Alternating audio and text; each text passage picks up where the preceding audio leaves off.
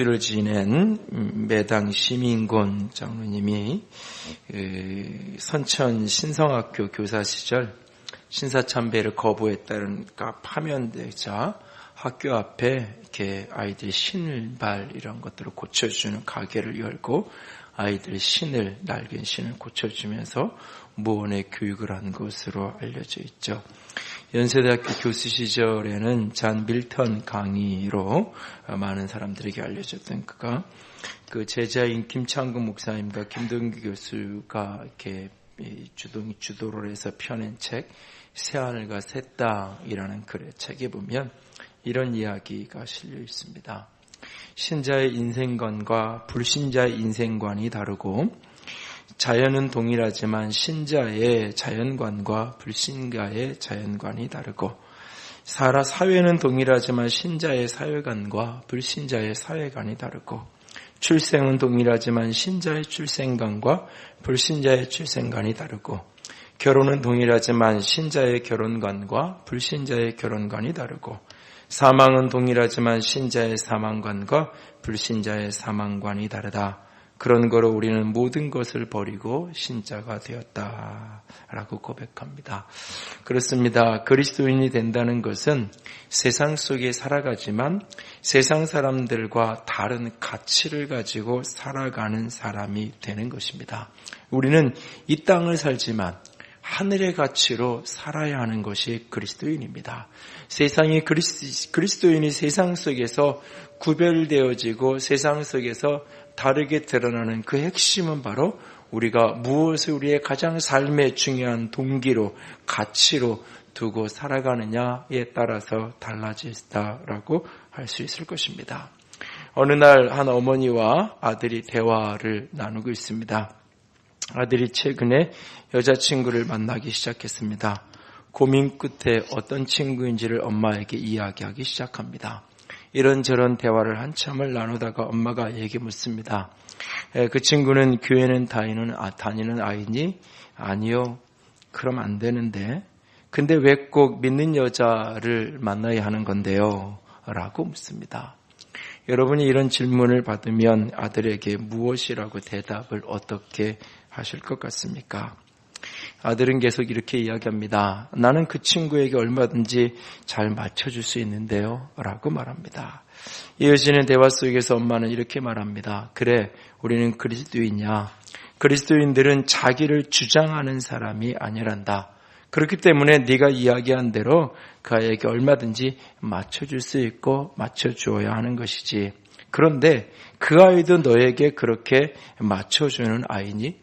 그 아이가 자기를 부인하고 자기를 주장하지 않고 그렇게 내려놓고 너와 함께 만날 수 있는 그런 아이니? 예수님을 향한 믿음이 없는 아이라면 그렇게 자신을 내려놓고 너에게 맞춰주는 것이 쉽지 않을 텐데. 아이는 잠시 고민을 합니다. 그런 것 같아요. 그리고 우리 그리스도인들은 신실함이 있단다. 신실하신 하나님을 믿는 사람이기 때문에 사람을 만날 때 누구를 만나든 그 사람에게 신실해야 한단다. 이 사람 저 사람 기분 따라 만나는 그런 사람이 아닌 신실함을 갖춘 사람이 그리스도인이지. 너는 그 아이에게 신실함으로 대하고 있니? 그리고 그 아이는 너에게 신실함으로 대하고 있니? 내가 이전에도 다른 아이들을 만나보고 그랬을 텐데 그 아이들 속에서 신실함이 있는 아이를 내가 만났으면 좋겠다. 그것이 바로 그리스도인의 가치고 그리스도인의 모습이란다. 한참을 그렇게 이야기를 하고 고민을 나눕니다. 다음 날 저녁역에 대해서 아들이 엄마에게 이렇게 얘기합니다. 엄마, 그냥 가벼운 친구로 만나자고 이야기했어요. 마음은 조금 슬프고 힘들지만 저 잘한 거 맞죠? 하나님은 도대체 어떤 친구를 제게 주시려고 이런 일을 하시게 하시는지 모르겠어요. 라고 아들은 이야기합니다. 이 대화 속에 중심에 놓여 있는 게 무엇입니까? 그 다름의 핵심이 무엇입니까? 그것은 인생의 가치를 어디에 두고 살아가느냐. 그것이 다르기 때문에, 그것이 결국은 충돌이 되고 부딪힐 수밖에 없기 때문에 신앙이 없는 아이랑 만나서는 안 된다. 엄마가 아이에게 이야기하고 싶었던 것의 핵심은 바로 그것이죠. 과연 오늘 우리는 그리스도인으로서 세상 속에 살아가면서 세상과 다른 가치를 가지고 살아가고 있나요? 세상을 살지만 세상의 패턴을 따라 살아가지 않는 사람을 그리스도인이라고 말합니다. 로마서는 12장을 시작하면서 그리스도인의 삶을 이야기하면서 이 세상을 본받지 않는 그런 사람들이 영적 예배자라고 말했습니다. 세상 속의 그리스도인은 이 세상의 수많은 사람들과의 관계 속에서, 그리고 정치적인 권세와 여러 가지 리더십과 권위 속에서, 그리고 오늘 이 가치를 무엇을 두고 살아가느냐, 인생의 가치를 어디에 두고 살아가느냐, 무엇을 소중하고 무엇을 중요하게 여기느냐라고 하는 그 기준의 다름, 그 기준의 차이 속에서 세상을 사는 그리스도인의 모습이 결국 드러나게 되어질 것입니다. 여러분을 세상의 어떤 사람과 구별시키는, 나를 그리스도인을 구별되게 하는 그 핵심 가치는 어떤 것일까요? 세상 속 그리스도인의 삶을 이끄는 핵심 가치는 어떤 것이어야만 하는 것일까요? 오늘 본문을 통해 바울은 세 가지 가치를 우리에게 이야기합니다. 첫 번째, 세상 속에 사는 그리스도인의 삶을 이끄는 가치는 사랑의 가치여야 합니다. 사람을 내 자신과 같이 사랑하라고 우리에게 말씀하고 계십니다. 사랑의 가치, 사람을 사랑하는 그 사랑, 사람을 자기 성취의 수단으로 삼는, 사람이 오직 수단화되어지고 도구화되어져가는 이 시대 속에서 사람 한 사람 한 사람을 사랑의 가치로 대하는 것, 이것이 그리스도인의 가장 소중한 가치입니다. 하나님은 선지자 미가를 통해서 당신이 원하시는 것이 무엇인지를 우리에게 제시하십니다. 미가서 6장 8절 다 같이 읽습니다. 사람아, 주께서 선한 것이 무엇임을 내게 보이셨나니 여호와께서 내게 구하시는 것은 오직 정의를 행하며 인자를 사랑하며 겸손하게 내 하나님과 함께 행하는 것이 아니냐. 하나님 보시기에 선한 것이 무엇인지, 하나님이 구하는 것이, 우리에게 원하는 것이 무엇인지를 하나님께서 우리에게 보이셨는데, 첫 번째는 정의를 행하는 것이요, 두 번째는 인자를 사랑하는 것이요, 세 번째는 겸손하게 내 하나님과 함께 행하는 것이다. 인자를 사랑하며 사람을 사랑하는 것, 그것이 바로 하나님이 우리에게 원하시는 그리스도인 된 부르심의 최고봉이 무엇이냐? 바로 사람을 사랑하는 것입니다. 그래서 오늘 함께 읽었던 본문 로마서 13장 8절은 이렇게 말합니다. 피차 사랑의 빛 외에는 아무에게도 아무 빛도 지지 말라. 남을 사랑하는 자는 율법을 다 이루었느니라. 사랑의 빛 외에는 아무에게든지 아무 빛도 비치지 말라라고 우리에게 말씀하고 계십니다. 성경이 왜 우리에게 비치지 말라고 이야기할까요? 잠언서에 보면 우리가 비치지 말아야 될 이유를 이렇게 설명합니다. 내가 누구와 함께 빚을 지면 나에게 빚을 주었던 그 채주에게 내가 종이 되기 때문에, 그에게 내가 노예가 될 수밖에 없기 때문에 내가 빚져서는 안 된다. 하나님을 모든 하나님의 사람들, 모든 사람들을 자유인으로 자유자로 만들었는데 내가 누군가에게 빚을 지는 것은 내 삶이 그에게 묶여져서 내가 그의 종이 되는 것이기 때문에 하나님은 그 어떤 사람도 누군가의 종으로 노예로 살아가는 것을 원치 않기 때문에 너는 빚져서는 안 된다라고 잠언은 우리에게 가르쳐 줍니다. 여러분, 누군가에게 빚을 빌려준 적도 있을 것이고 내가 누군가에게 돈을 빌린, 내가 그런 상황도 있을 겁니다. 내가 누군가가 돈을 빌려주고 빚지는 그 상황 자체는 결국 내 삶과 그의 삶이 하나로 묶여지는 겁니다. 내가 누군가가 돈을 빌려줬어요. 그 사람이 하는 일이 잘 되면 나도 기분이 좋죠. 왜? 얼마 지나지 않으면 저 빚을 잘 갚을 거니까. 근데 내가 그 사람이 삶이 망가지고 막 사업이 안 돼 그러면 나도 같이 불안하고 걱정해도 왜? 그 사람이 안 되면 나에게 빚을 갚을 수 없으니까. 내 삶과 그의 삶이 하나로 묶여지는 거예요. 내가 빚을 빌려주거나 빚지면서 동시에 나의 삶과 그 사람이 하나로 묶여지는 거예요. 그래서 성경은 어떤 사람도 빚지지 말라고 이야기해요. 재정적인 문제에서. 그런데 다만 사랑의 빚은 저주된다고 말합니다. 사랑의 빚 외에는 다른 빚을 지지 말라. 다시 말해 사랑의 빚은 저주된다고 이야기해요. 이게 무슨 얘기일까요? 사랑하는 것 자체가 빚지는 거랑 같다는 거예요. 내가 누군가를 사랑하는 순간 그의 삶과 나의 삶이 하나로 묶여지는 거예요. 그래서 그가 행복하면 내가 같이 행복하고 그가 불행하면 내가 같이 불행해지는 게, 그것이 그 삶이 묶여지는 거예요. 내가 누군가를 사랑한다는 거는 내 삶을 그에게 갖다 묶는 거예요. 묶는 거예요. 그가 불행해지든지 행복한 나랑 아무 상관이 없어. 나는 그 어떤 사랑의 관계도 없는 거죠. 세상에 이야기하는 남남인 거죠. 그래, 그 사람이 무슨 일이 생기든지 나랑 전혀 어떤 관계성이 없는 거예요. 그러나 사랑을 빚지는 것이라고 이야기했을 때 내가 누군가를 사랑하기 시작하고 사랑의 선택을 하는 순간 나와 그 사람의 삶이 하나로 묶여지는 것입니다. 우리가 다른 사람을, 이 세상에 살아가면 세상의 수많은 사람들 속에서 우리가 사랑의 가치로 살아간다는 것은 나와 그를 관계가 없는 남담으로 여기는 것이 아니라 나의 삶과 그의 삶이 하나로 묶여진 삶으로 여기고 살아가는 거예요.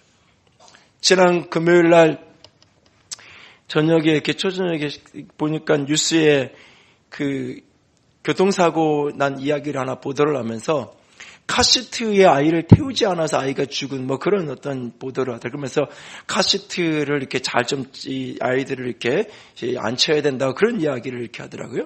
그 사건의 보도를 하면서 막 애니메이션도 만들고 이렇게 사파를 만들어서 뉴스에서 보도를 하는데, 고속도로에서 교통사고가 났는데 뒤에 뒷좌석에 아이를 안고 이렇게 엄마가 있었는데, 두 돌 남짓 아이를 안고 있었는데 뒤에서 와서 차가 추돌을 해서 아이가 튀겨져 나가서 결국 현장에서 즉사를 한 그 사건을 이렇게 보도를 하면서, 카시트에 아이를 앉혀야 되는데 우리나라는 몇 프로밖에 안 되고 미국은 거의 90% 이상이 카시트에 앉히고, 그 산부인과에서 퇴원하면서 바로 카시트에 앉히죠.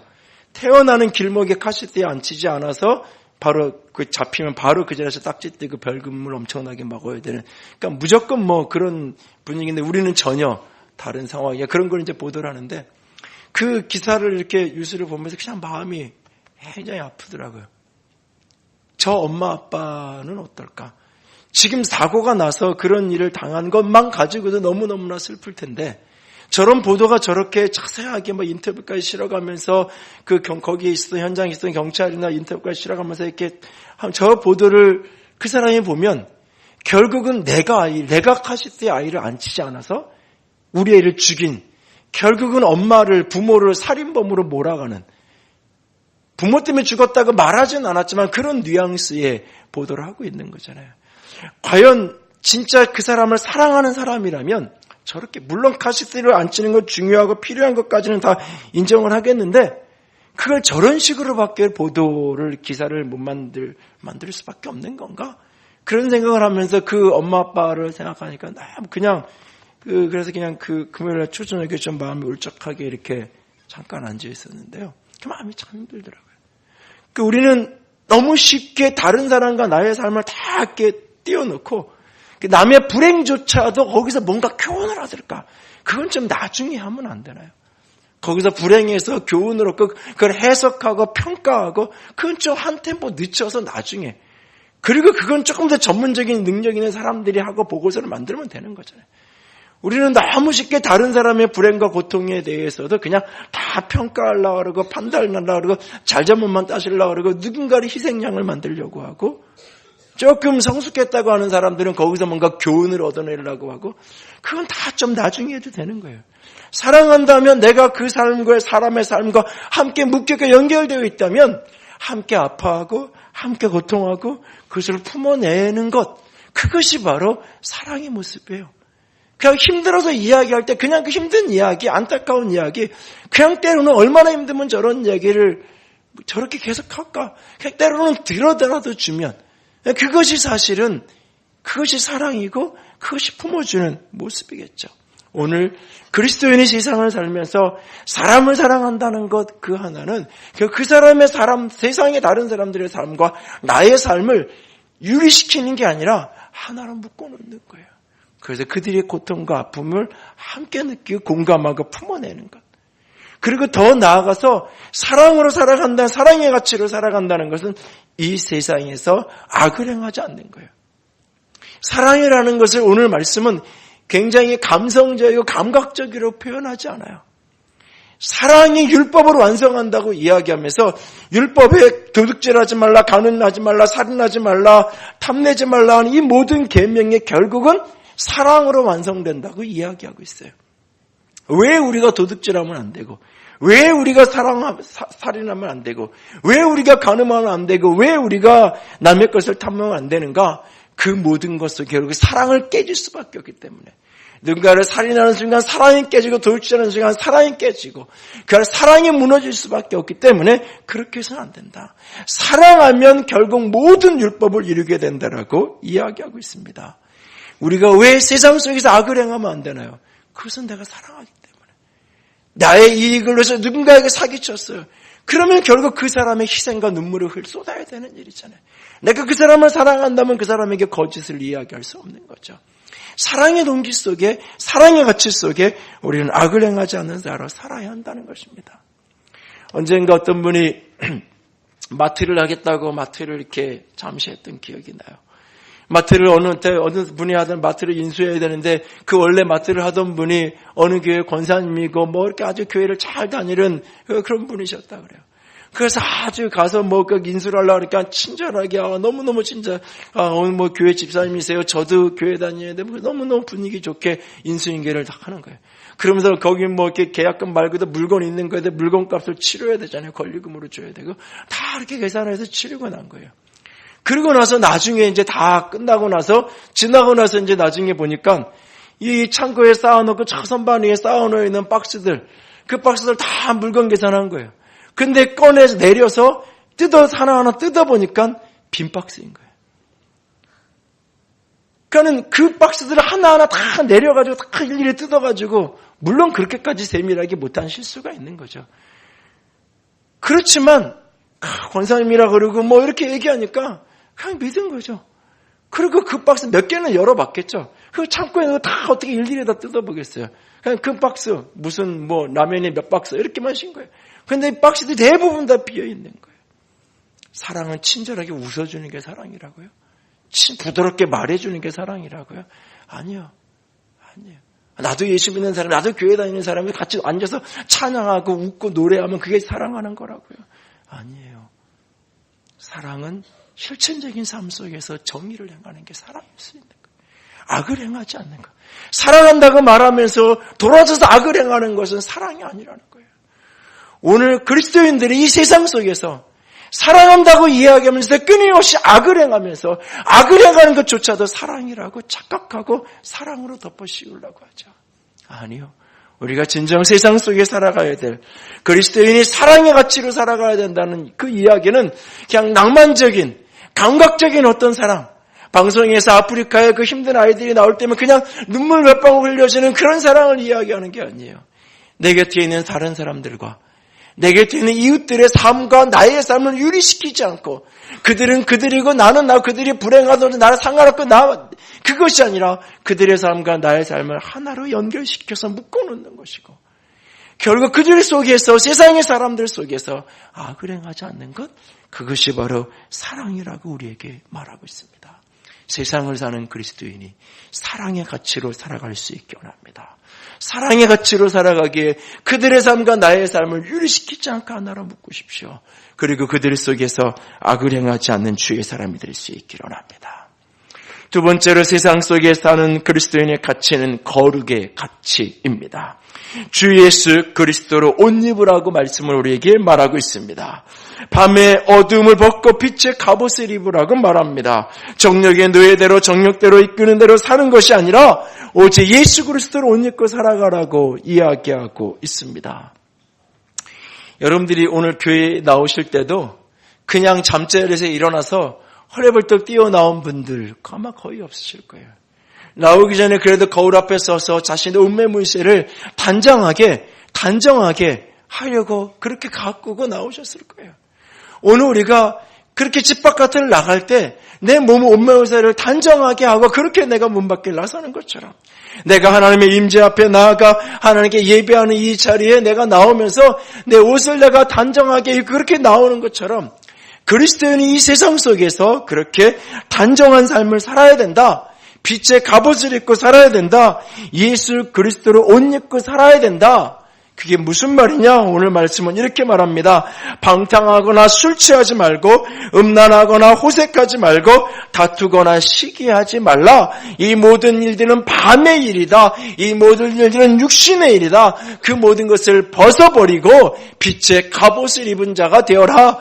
낮에와 같이 예수 그리스도로 옷 입은 자가 되어야 한다라고 우리에게 말씀하고 계십니다.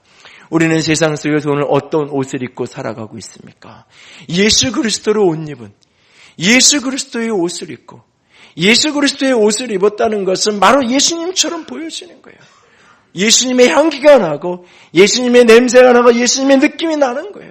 오늘 세상의 삶 속에서 오늘 거룩함으로 자신을 구별시켜 갈 수 있기를 원합니다. 방탕하거나 음란하거나 호색하거나 술 취하는 자리에서 돌이킬 수 있기를 원합니다. 오늘 세상 속에서 우리가 다투거나 시기하는 자리에서 일어나 떠나갈 수 있는 주의 사람이 될 수 있기를 원합니다. 세상이 흐르는 대로 따라 사는 것이 아니라 세상 속에서 그리스도인으로서 예수 그리스도의 옷 입어 자신을 구별시켜 갈 수 있기를 원합니다. 역사학자 아놀드 토일빌은 지금까지 인류 문명들을 연구를 하죠.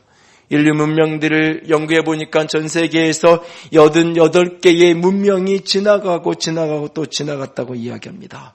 그 88개의 모든 문명사를 조사해 보니까 그 문명이 사라질 무렵에 마지막에 공통적으로 나타나는 특징이 있는데 그것이 뭐냐? 방탕과 음란이었다고 말합니다. 그 문명이 아무리 화려하고 어떤 번창함이 있다 할지라도 그 문명의 끝자락에 그 나라가 망하고 그 문명이 사라지던 시절에 항상 방탕함과 음란이 들어오게 되고 결국 그 문명은 이 지구상에서 자취를 감추어 버렸다고 이야기합니다. 이 말은 우리 세상을 우리 사회를 바라보면서 걱정이 앞서게 되는 이유가 되기도 합니다. 세대와 위치에 관계없이 모두가 방탕함에 자신을 내어던지는 이 세상을 바라보면서 그런 세상 속에서 오늘 그리스도의 사람들이 예수 그리스도로 옷 입은 자로 살아갈 수 있기를 원합니다. 아놀드 토인비는 또 이런 얘기를 합니다. 사회가 중병을 알고 있을 때 그 사회의 체계 안에서는 그 사회의 질병을 치료할 수 있는 역량이 존재하지 않는다. 한 사회가 부패와 어두움으로 중병을 앓고 있는 그 무렵엔 사회 체계 안에서는 그 사회의 질병을 해결할 수 있는 능력이, 역량이 존재하지 않는다. 다만 희망이 있다면, 만약에 희망이 있다면 그것은 그 사회를 구성하는 개인들에게서만 찾을 수 있다라고 말합니다. 그리고 그는 이 개인을 창조적인 소수자, 창조적인 소수라고 이야기했죠. 이게 무슨 얘기인가요? 사회가 변해야 된다. 사회가 너무 지저분하고 어두우니까 달라져야 된다. 많은 이야기를 합니다. 그러나 사회는 변하지 않습니다. 왜? 사회라는 말 자체가 굉장히 추상적인 개념이기 때문이에요.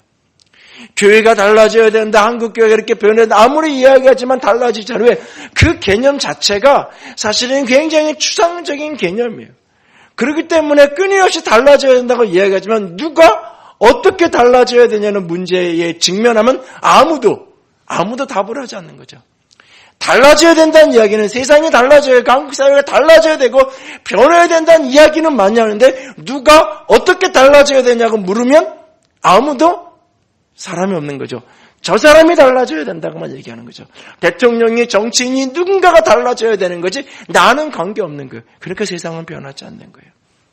털미는 이야기하는 거예요. 결국 내 안하는 사람이, 우리 개인이 창조적인 소수자가 되어서 개인이 이 세상 속에서 책임의식을 가지고 내가 달라질 때, 내가 변화되어질 때, 세상이 어떤 방탕함과 어두움을 가진 내가 그 세상 속에 다름의 가치를 가지고 살아갈 때 그 한 사람 한 사람을 통해서 세상은 달라질 수 있고 세상의 희망이 굽혀질 수 있다라고 말하는 거죠.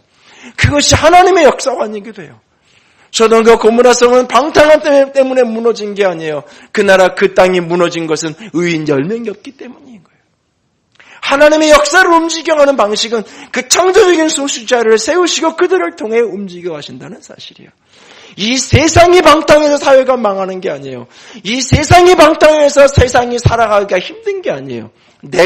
우리가 의인 10명의 자리에 서지 않기 때문에.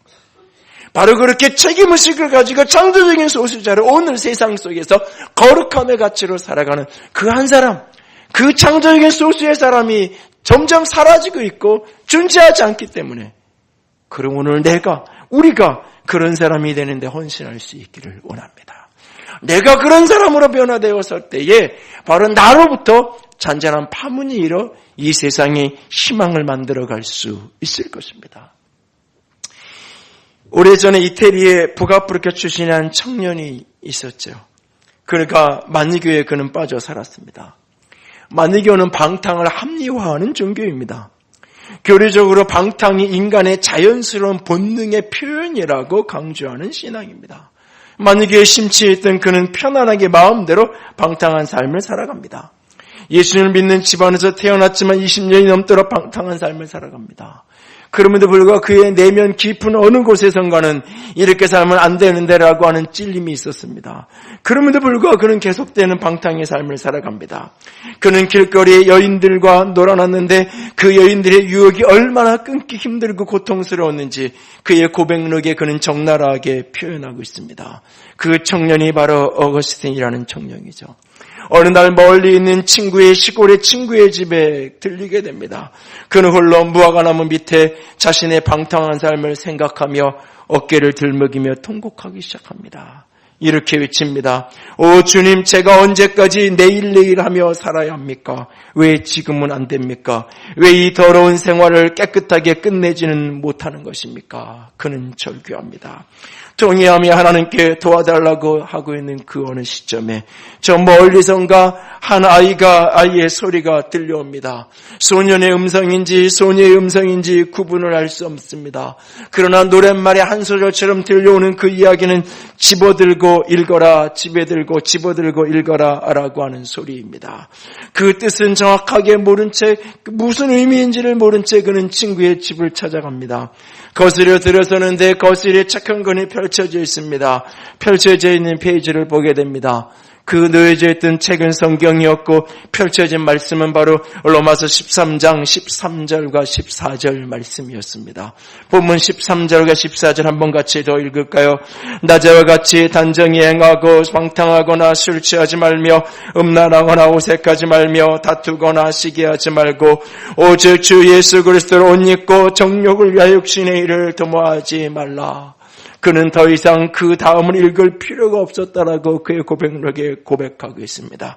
그날 하나님은 성령을 통해 그의 말씀으로 그에게 임하여 주셨던 것입니다.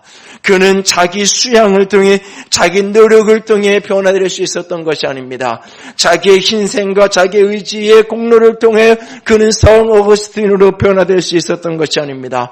그날 말씀과 더불어 하나님의 영이 거룩하신 영이 그를 사로잡기 시작한 것입니다. 그리고 그는 그의 삶을 그 거룩한 성령께 내어드렸을 때 그의 삶은 세상으로부터 구별되어져서 방탕함을 끊어내는 거룩한 자로 삶을 살아갈 수 있었던 것입니다. 그러므로 오늘도 포기하지 마십시오. 변화되지 않는 자신의 모습을 보면서 포기하지 마십시오. 거룩함의 빛의 갑옷을 입기를 소망하며 주님 앞에 엎드릴 수 있기를 원합니다. 엎드려 주의 은혜를 구하는 자가 될 수 있기 원합니다. 거룩의 영으로 기름 부어지기를 오늘도 구하며 나아갈 수 있기를 원합니다. 그 거룩의 영으로 충만해질 때에 말씀과 함께 임한 그 하나님의 영이 우리를 변화시켜 가게 되어질 것입니다.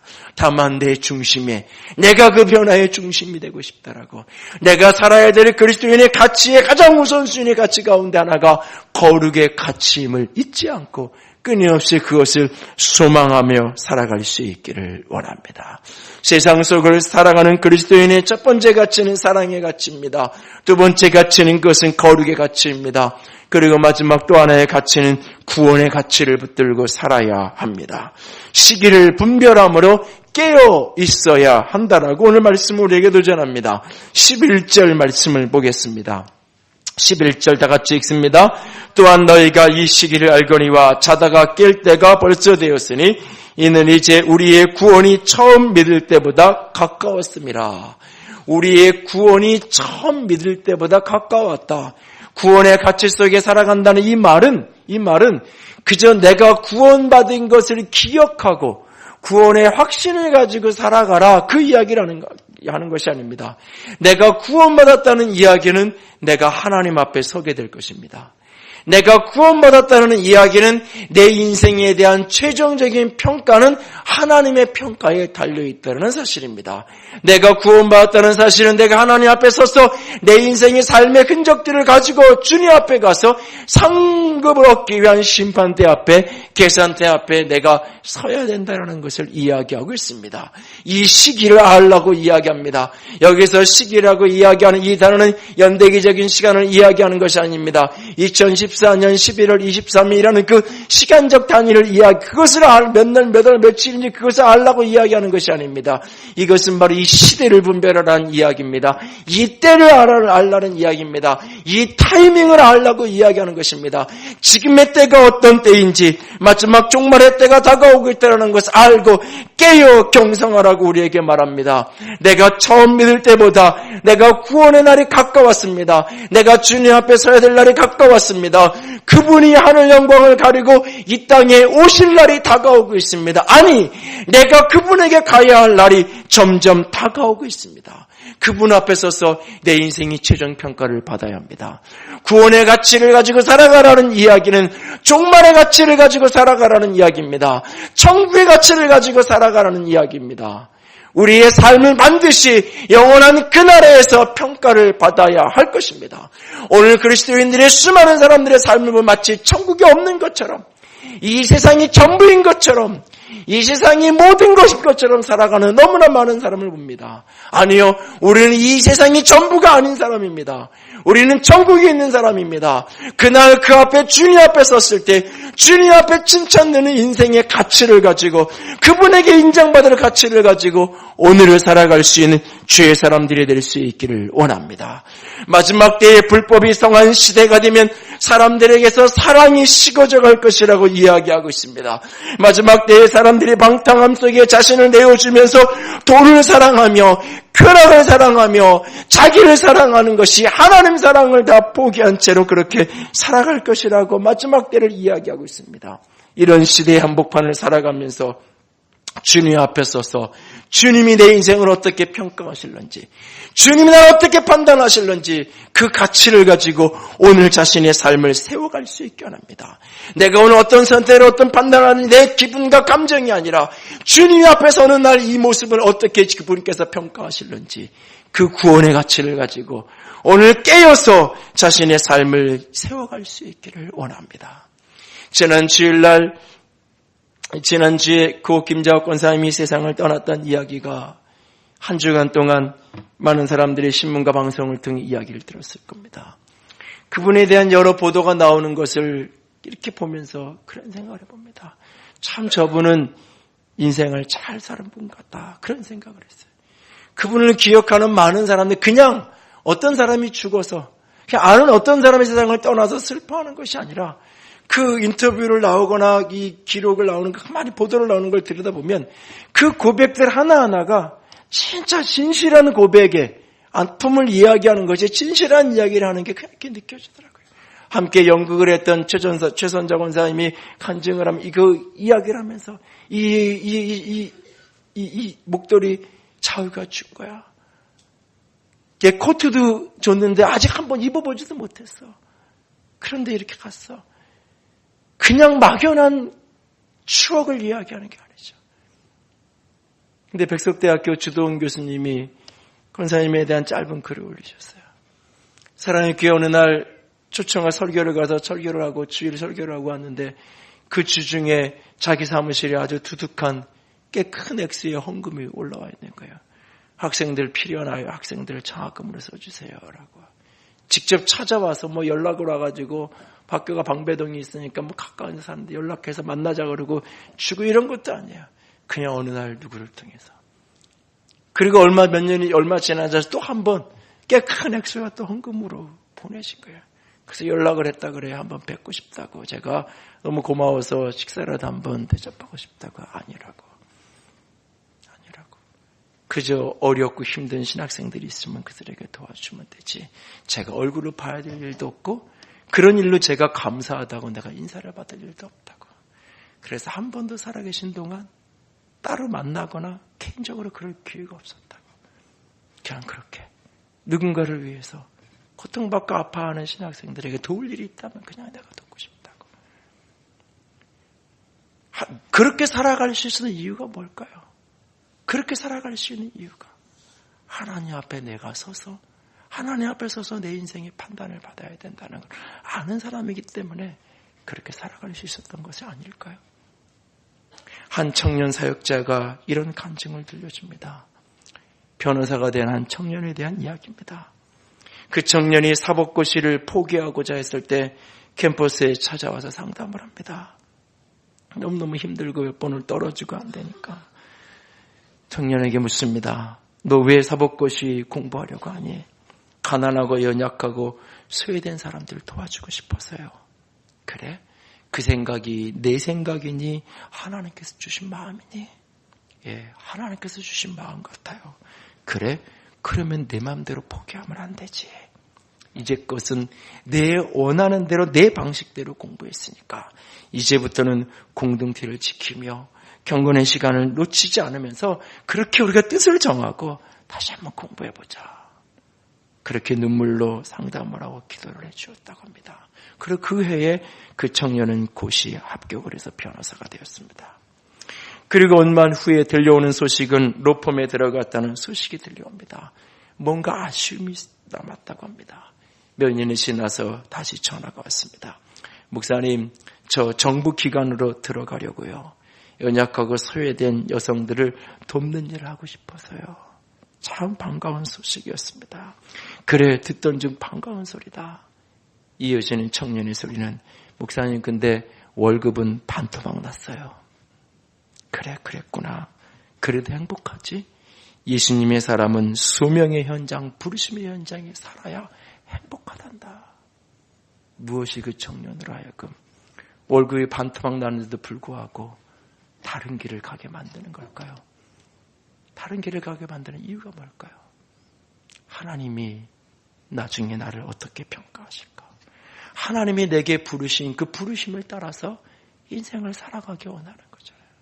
세상을 잘 살아야 돼요. 잘 산다는 말의 의미는 부자로 그렇게 산다는 의미가 아닌 거예요. 그것은 바로 하나님의 가치로 구원의 가치를 가지고 살아간다는 의미인 것입니다. 오늘 우리는, 오늘 그리스도인된 나는 세상 속에 무엇으로 구별되고 있나요? 주일날 아침이면 예배당을 찾아 나오는 것, 이것 외에 구별되는 것이 그 무엇도 없다면 우리는 깊이 내 삶을 돌아봐야 됩니다. 나는 진정 하나님을 향한 영적 예배자로 이 땅을 살아가고 있는지, 나는 진정 그리스도인으로서 이 땅에 서 있는지, 내 중심의 가치는 무엇인가요? 사람을 사랑하고 있나요? 오늘 나는 거룩함의 가치를 두고 있나요? 오늘 나는 구원의 가치를 품고 주님 앞에 서는 그날을 꿈꾸면서 오늘을, 이 땅을, 세상이 어떻게 흘러가든지 관계없이 오늘 내 몫에 대인 십자가를 지고 그 길을 걸어가고 계신가요? 그리스도인으로서의 나의 가치, 사랑의 가치, 거룩의 가치, 구원의 가치 놓치지 않고 그렇게 살아갈 수 있는 은혜가 있고 능력이 부어질 수 있기를 주님의 이름으로 부탁합니다.